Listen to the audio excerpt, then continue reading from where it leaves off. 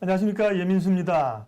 줄여야 되나 늘려야 되나 고민입니다. 뭐를 허리 사이즈가 아니라 4분기에 주식 비중을 늘려야 되는지 줄여야 되는지 4분기 증시 전망이 궁금한데 마침 오늘 특별한 분을 또 모시고 4분기 전망하고요. 또 유망 종목까지 저희가 뽑아볼 겁니다. 아임 주식연구소 서동구 소장님 스튜디오에 모셨습니다. 어서 오십시오. 네, 안녕하세요. 반갑습니다. 와주셔서 영광입니다. 아유, 이렇게 불러주셔서 제가 영광이죠. 네. 서동구 대표님을 또 방송에서 많이 보신 분도 있으실 거고 뭐 소개는 알아서 하시고요. 네. 어쨌든 바로 본론으로 들어가야 돼요? 그러니까 소개 뒤쪽에 하시고요. 천천히. 어쨌든 시장이 4분기가 어디로 갈 거냐가 제일 궁금한데 변수들이 꽤 많습니다. 4분기 뭘까 제일 중요한가요? 네. 일단 시장이 제일 중요한 것은 대내외적으로 가장 큰 이슈예요. 우리나라도 뭐 내년에 이제 지방선거, 보궐선거가 있긴 합니다만은 그 전에 뭐 전 세계가 지금 뭐 11월 3일을 주목하고 있잖아요. 미국 대선. 그렇습니다. 그래서 이것을 빼놓고는 우리가 4분기 또 내년도의 어떤 시장을 전망하기 힘들다. 이런 말씀을 좀 드릴 수 있겠는데 결국은 미국 대선과 관련된 얘기들을 좀 안 할 수가 없다. 그 내용을 한번 잠깐만 좀 보시겠는데요. 요거는 제가 따끈따끈한 겁니다. 지난 4일 날 미국의 우리나라의 MBC가 아니라 NBC에서 월스트리트저널하고 같이 여론조사한 결과인데 여론조사 기관들의 가장 중요하게 보는 것은 지지율이라든가 뭐 이런 편차라고 그럴까요? 격차 이런 것보다도 트렌드를 중요시합니다. 그런 것보다도 그렇습니다. 트렌드가 지금 뭐 이 결과로만 보면은 뭐 오늘 아침 새벽에 나온 뭐 보도로는 뭐 16% 이상 벌어졌다 뭐 이런 얘기도 일부에서는 나오는데 얘네들이 그나마 그래도 공중파고 제일 영향력 있으니까 신뢰도가 있어서 이 자료를 여러분 한번 보시겠는데요. 이 추이를 한번 보자고요. 위에 있는 것이 조 바이든의 민주당 후보의 지지율 추이입니다. 그리고 아래가 트럼프 대통령의 지지율 추이인데요. 지난 5월 말에서부터 6월 2일 날 조사했을 때만 해도 49% 대 42%. 불과 뭐 7%포인트밖에 차이가 안 났죠. 그러면서 나름대로 부침이 좀 있긴 했었습니다만은 8월 9일부터 8월 12일 날 조사한 바에 의하면은 한 9%포인트 벌어지긴 했는데 오히려 트럼프 대통령의 추이가 9월 중순까지 올라가는 듯한 이러한 모습을 보였었습니다. 좀 따라붙었죠. 그렇죠. 그런데 오히려 우리는 이제 9월 추석을 준비하고 여러 가지 과정 속에서 9월 중순 이후부터 바이든 후보의 트렌드는 우상향으로 가는 거고요. 우리 주식도 우상향을 좋아하지 않습니까? 그렇죠. 근데 트럼프는 어떻게 돼요? 우하향하는. 꺾였네. 이 흐름이 상당히 좋지 못한 이걸 알았겠죠 트럼프도. 그렇고 바로 또 이제 이러다 보니까 여기서 더 트렌드가 무너지면 안 된다 싶어서 3박 4일 만에 난 건강해. 독감밖에 안 돼. 독감보다도 못해. 난 뭐 코로나 바이러스도 이렇게 이긴 사람이야. 이러면서 뭔가 자기의 존재감을 좀 확인시키려는 이러한 모습들이 아니었느냐. 그래서 이 부분들이 한 가지 다행스러운 건 있어요. 대선 결과가 나와서 깨끗이 승복을 해주면 아무 문제가 없는데 트럼프가 계속 지금 뭐 연막을 하고 있잖아요. 뭐 우파 쪽에 보수 우익 성향의 그 대법관도 지명한다는 얘기도 나오고 우편 투표의 어떤 부당성, 불법적인 이러한 부분을 결국은 헌법재판소 같은 연방법원으로 갔을 때 뭔가 자기한테 좀 유리하게. 근데 이 지지율 격차가 벌어지면 벌어질수록 아야소리 못하는 거죠. 시비 걸 수가 없는 거죠. 그렇습니다. 그래서 지금 뭐 오늘 조금 아까도 제가 외신을 좀 확인하고 왔는데 미국 쪽에서는 이미 월가도 그렇고 모든 측면에서 바이든이 대통령 된 것을 기정사실화하면서 움직이고 있다. 이런 얘기가 나오고 있고 이런 격차가 벌어지면 벌어질수록 의외로 대선 변수는 잦아들 수도 있지 않을까. 오늘 우리 시장에서도 이따가 한번 말씀드리겠습니다만은 그와 같은 움직임들이 지금 시장에서 알게 모르게 나타났다라는 것도 좀 참고하면 좋을 것 같습니다. 워낙 뭐 트럼프라는 인물이 참 독특한 사람이고, 뭐 지난 2016년 대선에서 우리가 힐러리가 이길 것 같다가 뭐 막판에 이제 여기 또 미국의 표 방식 자체가 그럼요, 전체 표가 아니라 뭐 대의원 선거로 간접 선거로 몰아주고 이런 거기 때문에.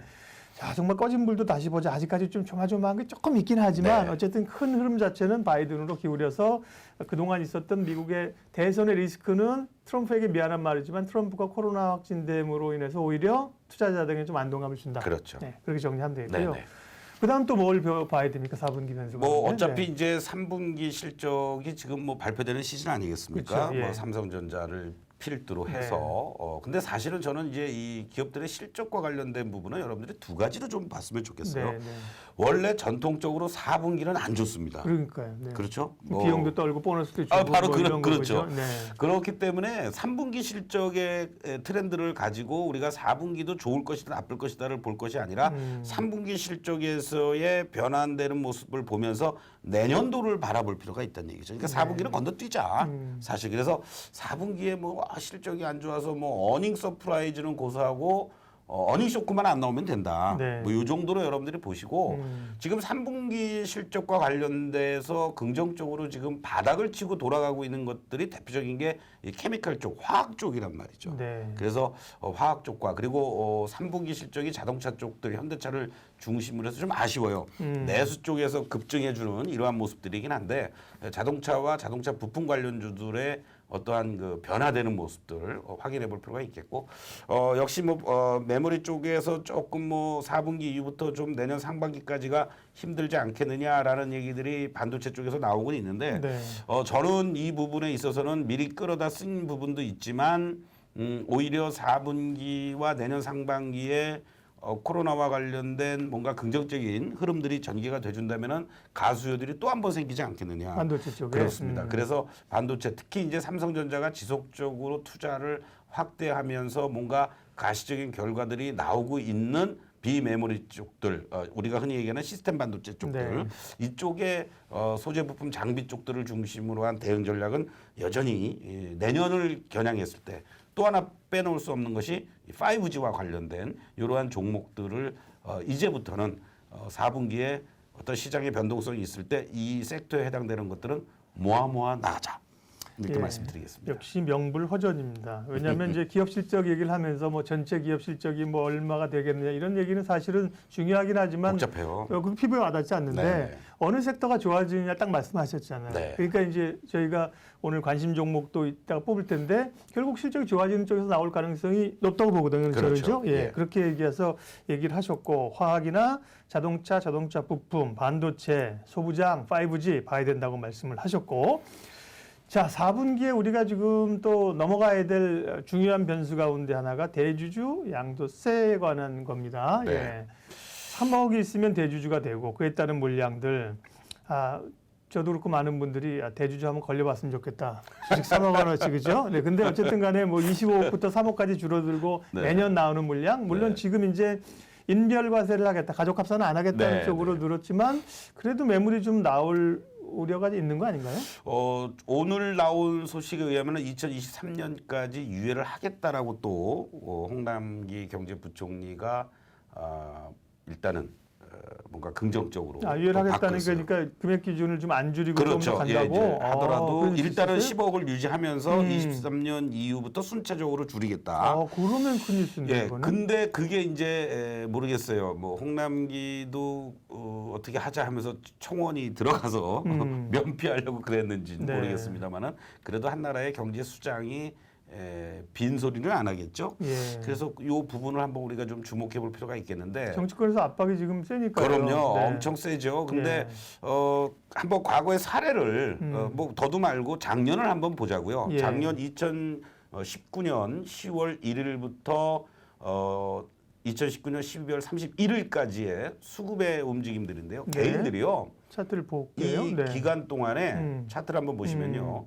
4조 5천이나 매도를 때렸습니다. 순매도 규모가. 네. 그리고 외국인들이 3조 원 넘게 순매도를 했고요.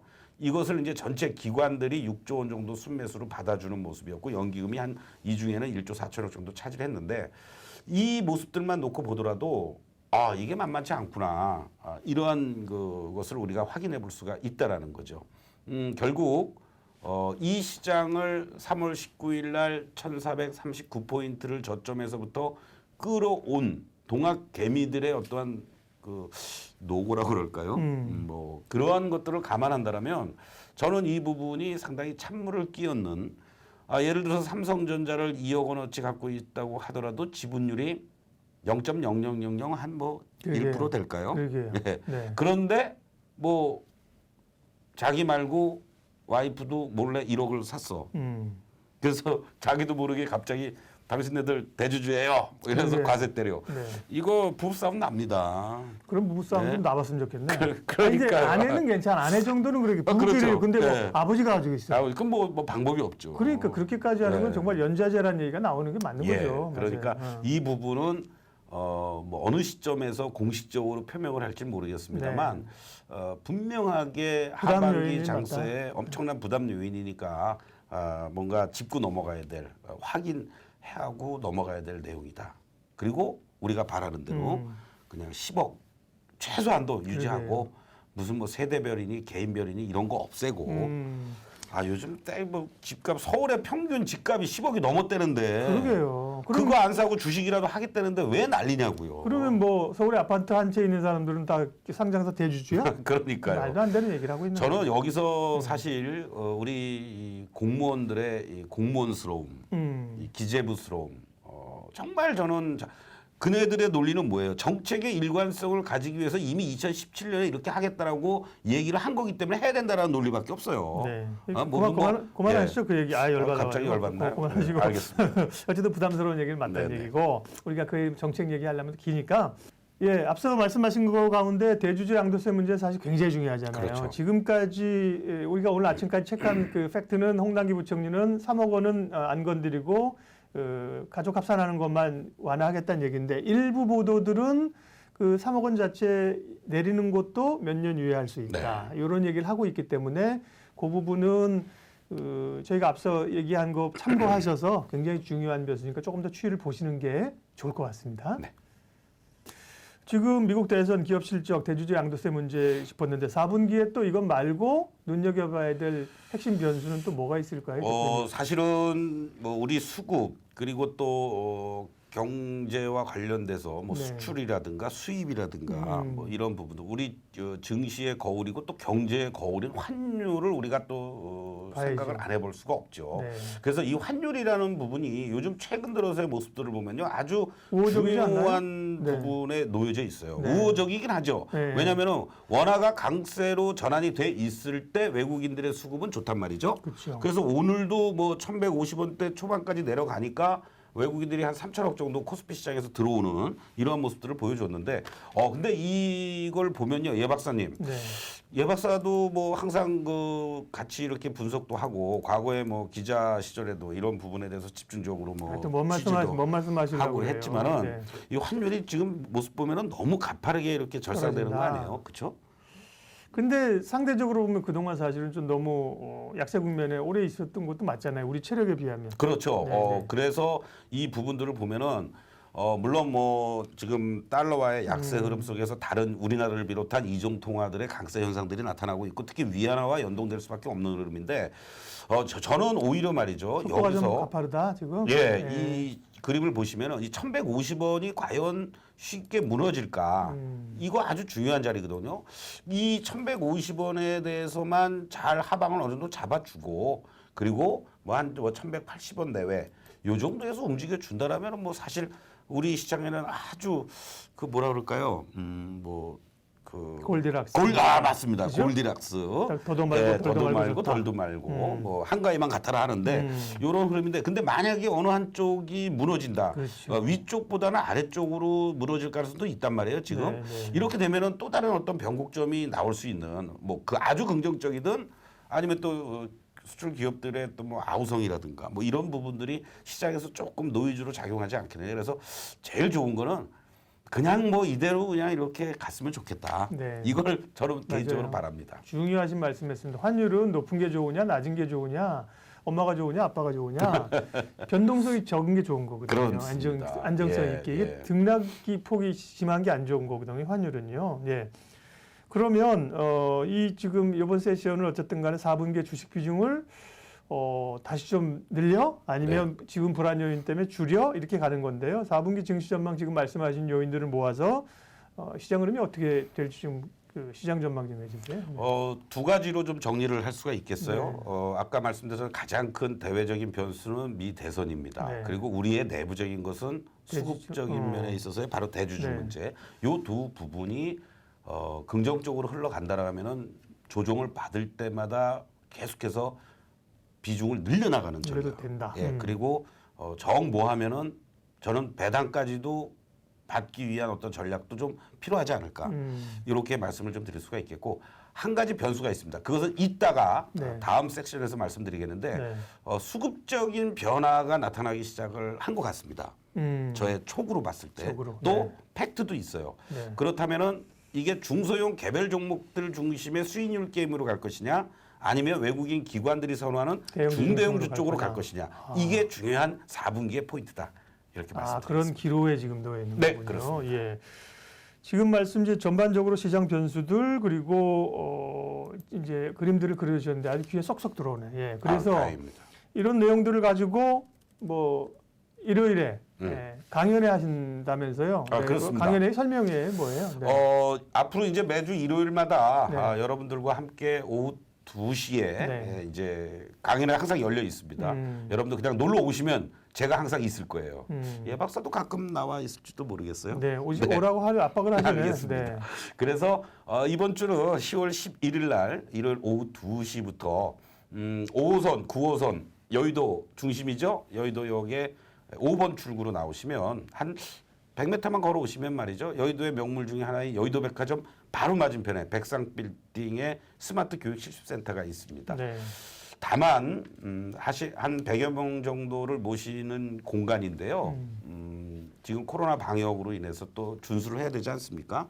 그래서 예약을 해주시고 무료입니다만은 선착순 30분만 거리 두기도 해야 되고 발열 체크도 해야 되고 또 손 소독도 하셔야 되고 이러한 절차들이 필요합니다. 그래서 여러분들 좀 불편하시지만 1661-3165번으로 전화를 하셔서 여러분들 선착순 30분에 한해서만 저희들이 무료로 강의를 진행하도록 하겠습니다. 강의장이 아주 스마트합니다. 여러분들 이런 여러분들 앞에 노트북도 놓여져 있고요. 가치 매매 기법 그리고 하반기 주도해야 될 그런 종목들에 대해서 여러분들께 네. 대공개를 할 예정입니다. 무료이고요. 그렇습니다. 네. 당연히 무료죠. 간격 잘 띄워주시고. 네. 네. 우리도 좀 떨어져 있는 건가요? 아니면 붙어 있는 건가요? 그럴까요? 좀 더 떨어질까요? 네. 네. 그러니까 코로나 때문에 다들 이제 긴장하시니까 그런 것도 그건 뭐 기본이니까 잘 네. 알아서 해주실 거라고 생각하고요. 자, 4분기 증시는 어디로 갈 것인가 개략적인 그림을 그렸고 이제 지금 말씀하신 것처럼 뭔가 중요한 변화 포인트를 잘 봐야 된다. 네. 그리고 거기에서 이제 전략과 핵심 종목을 가져가야 된다고 하셨는데 그러면 과연 어떤 종목을 4분기에 가지고 갈 수 있을 것인가를 파트 2에서 이어가도록 하겠습니다.